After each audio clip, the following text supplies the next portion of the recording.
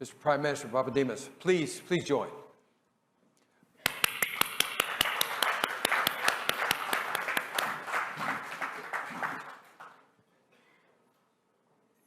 It's my honor to introduce the former Prime Minister of this great country. He is a distinguished fellow with the Global Federation of Councils on Competitiveness. He is renowned for his economics training. I think your PhD is from MIT, and has reached Columbia, Harvard, and many institutions. Mr. Prime Minister, what I have found is former prime ministers give the best perspectives I have ever seen. They've had to be there and make the decisions, and yet you have stayed very active and engaged in trying to impart your thoughts to the rest of the world, and we're delighted that you can do that with us today. You're welcome. Thank you. Thank you, Rich.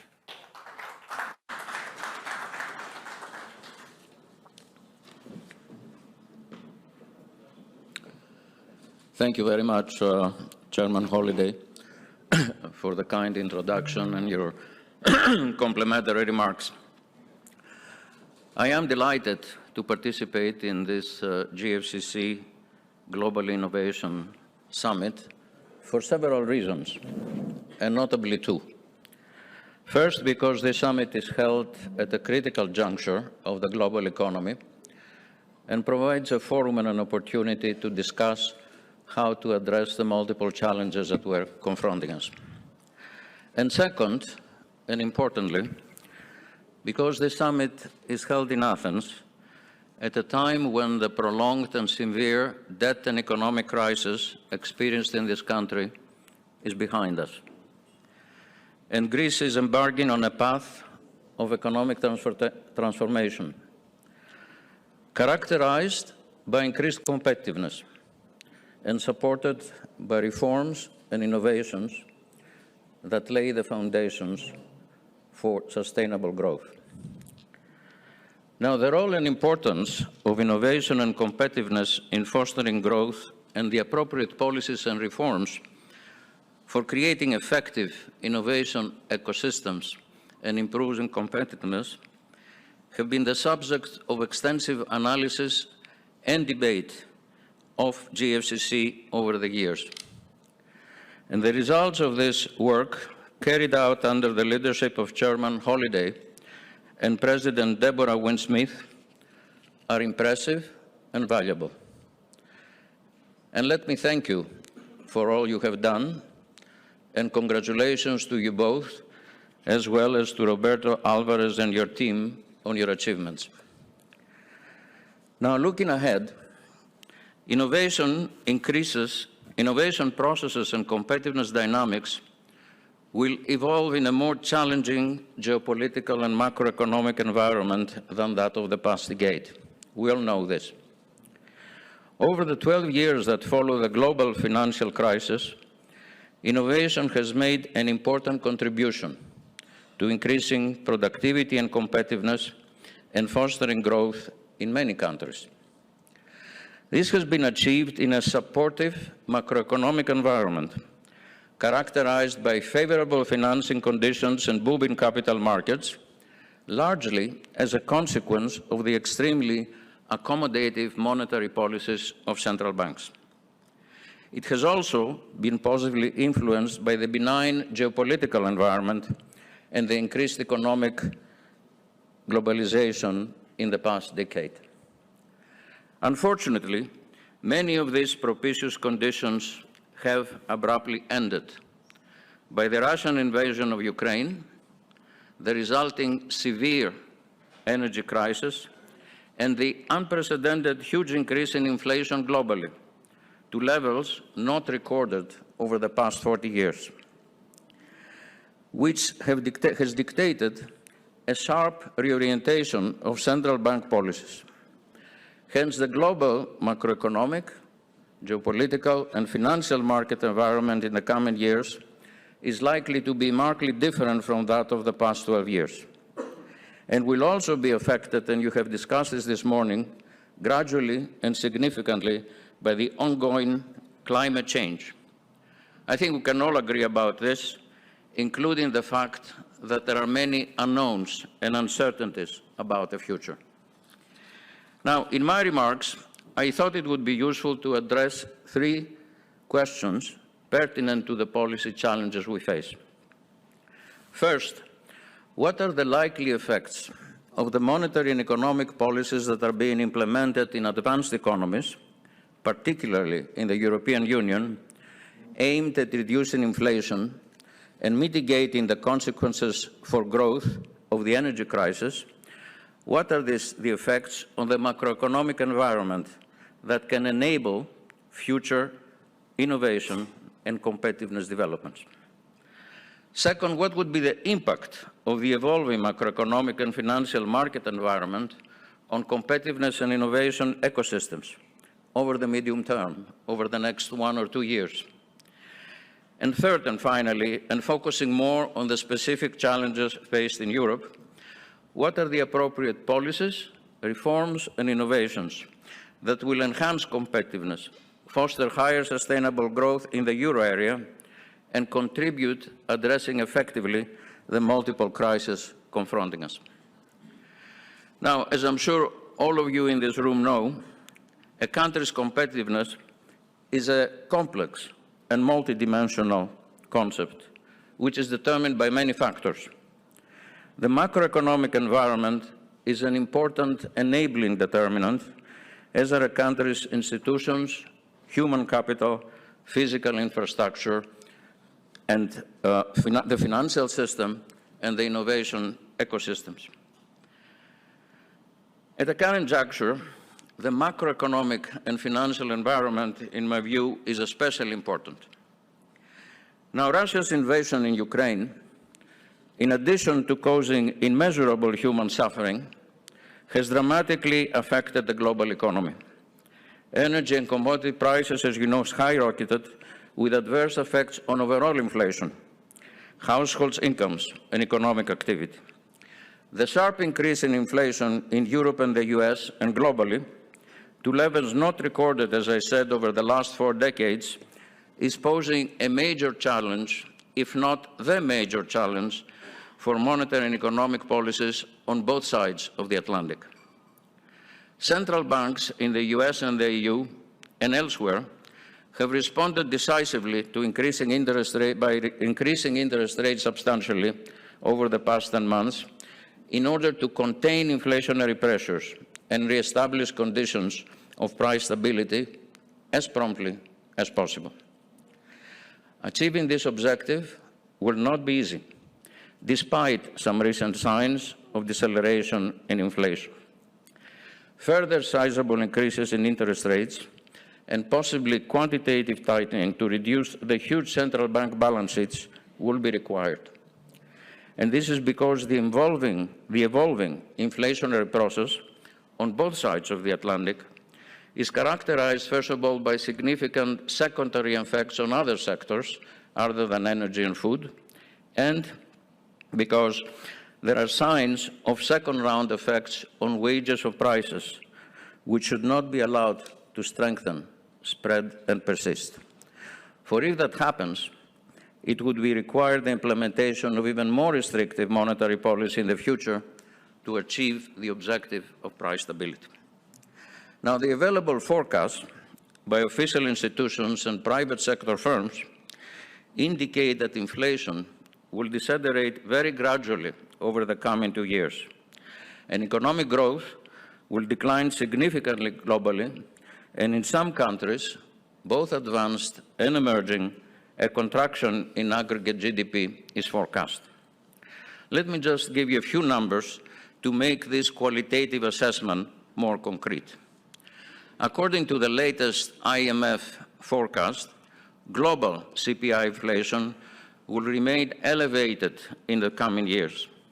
It will decline from a peak of 8.8% this year to only 6.5% in 2023 and 4.1% in 24. In advanced economies, overall, inflation is forecast to decelerate faster, But in Europe and in the euro area, the deceleration of annual inflation is projected to be slow, from 8.3 this year to 5.7 in 2023.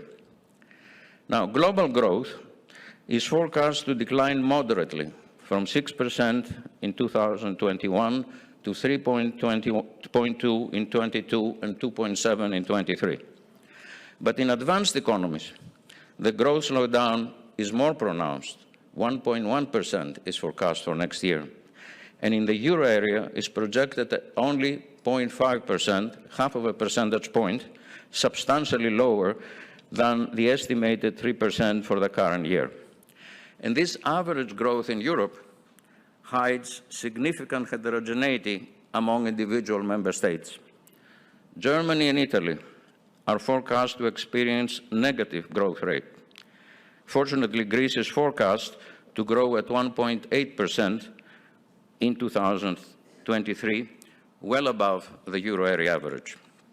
Now, these are the baseline scenarios for the evolution of the global and European economies, which are predicated on assumptions regarding the evolution on external factors, the crisis, and the expected stance of monetary and fiscal policies.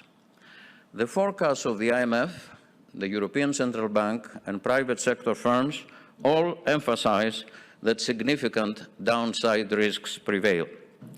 And some forecasters, including the IMF, present in, quote, adverse scenarios that will evolve if some of the identified risks materialize. Now, in my view, which is based on information available since the forecasts were made, and on judgments about the likely resolution of the war and the energy crisis, as well as about the strength and persistence of inflationary pressures. My view is that an adverse scenario is probable. I do hope my assessment is wrong, but authorities and the private sector must be ready to address such an outcome by designing the appropriate policy responses if a downside scenario materializes. But before elaborating on the appropriate policy responses focusing on Europe, let me address the second, very pertinent question for the summit. What would be the consequences of the evolving macroeconomic environment for competitiveness and innovation ecosystems over the coming 1 or 2 years? I'll limit myself to 3 points. Firstly, the main effects on competitiveness of the macroeconomic policies being implemented will result from associated developments in asset markets and the financial system. The disinflation monetary policy stance, entailing further increases in interest rates next year, will cause a further rise in bond yields and bank lending rates and exert additional downward pressure on the housing markets. These developments will obviously increase the cost and reduce the availability of financing investment for the expansion of the economy's productive capacity, especially in the euro area, where the banking system is the dominant provider of finance for firms. The banking system may also face stresses as a result of a probable rise in non-performing loans, while the availability of venture capital to finance innovative firms may also be constrained. And let me also note that the cryptocurrency sector, which already faces strains, may be subject to increased pressure that can have wider implications on financial markets. Why? Because of the link of some traditional investment institutions with crypto finance entities. Secondly, a macroeconomic environment which is characterized by a marked and prolonged growth slowdown and recession in some countries, and the persistence of inflationary pressures will not be conducive to the introduction of reforms, structural and institutional, that can enhance competitiveness and innovation. Past experience in many countries supports the assessment that reforms, especially transformative reforms, are more easily enacted when the sun shines, rather than during a storm, when actually reforms are more needed to deal with economic turbulence and foster efficiency and competitiveness. And thirdly, in the event of an adverse macroeconomic scenario, if such a scenario materializes as a result of persisting supply shocks or stubborn inflationary pressures, which would induce a severe contraction in some countries, it cannot be excluded that a financial market turmoil may occur, with serious negative consequences for competitiveness and innovation ecosystems. Now, please, I do not want to sound pessimistic. Not at all. But I want to emphasize the urgent need to prepare the necessary responses to potential unfavorable developments in economic activity and financial markets. And this observation brings me to the last part of my remarks, focusing on the specific challenges being faced in Europe.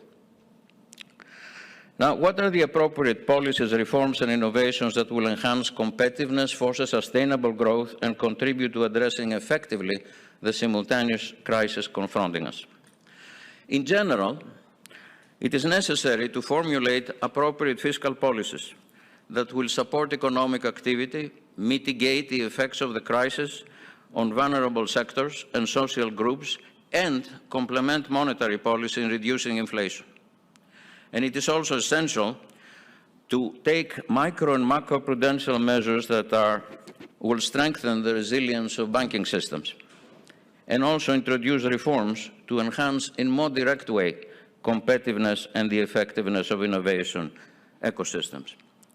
But a more concrete answer to this question largely depends on the specific features and the functioning of markets, institutions, and governance frameworks in individual countries or areas.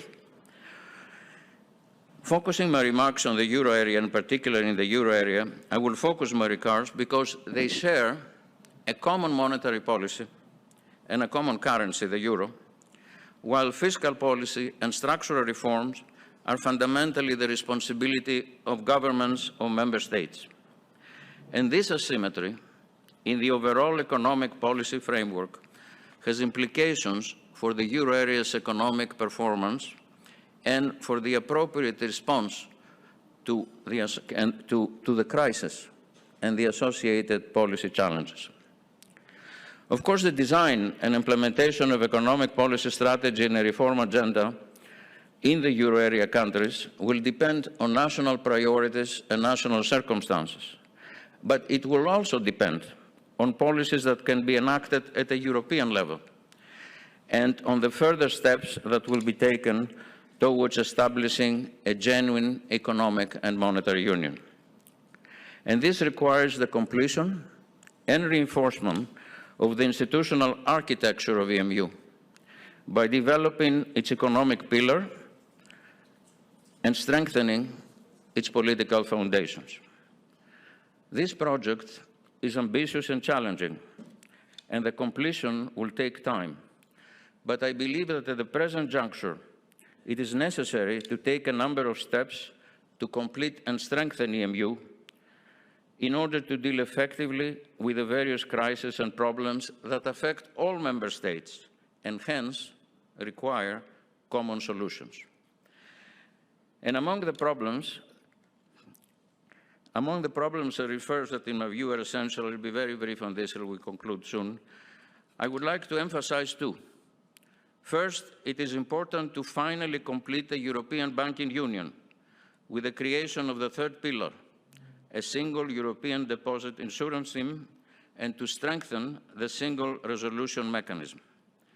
The creation of the banking union, which was actually created at the peak of the debt crisis in Europe, is a major institutional reform of vital importance for the protection and stability of the euro area financial system.